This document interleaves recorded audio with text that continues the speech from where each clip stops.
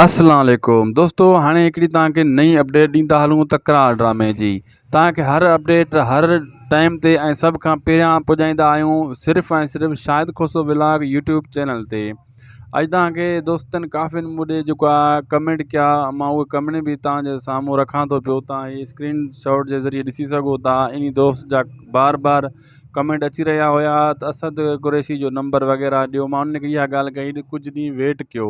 हलूं था हाणे पंहिंजी जेको आहे न्यूज़ जी तरफ़, तव्हांखे पंहिंजी रिपोर्ट ॾींदा हलूं, अपडेट ॾींदा हलूं दोस्तों।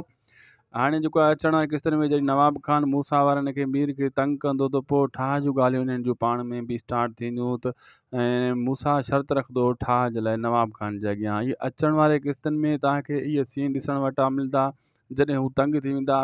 जेको आहे नवाब खान अफ़्यार कराईंदो ऐं गुलनि जे हिसाब सां बि भावल जे हिसाब सां वक़्त गुम थियो आहे। मतिलबु कुझु ॿिया अहिड़ा सीन कराईंदो जेको आहे मिसाल आहे उहे पुलिस खे चवंदो त मूसा ऐं मीर गॾिजी इहे कमु कया आहिनि, इन्हनि जे मथां जेको आहे इन्हनि खे पकड़ ऐं अफ़्यार कट, ऐं अहिड़े हिसाब सां NC कटी वेंदी इन्हनि जे मथां। ऐं मीर ऐं मूसा खे अचण वारी किस्त में ख़बर पइजी वेंदी त नवाब खान असांखे इहो जेको कमु थियो आहे अफ़्यार असांजे मथां कटींदो ऐं असांजे मथां ठोकींदो, असांखे छॾंदो कोन।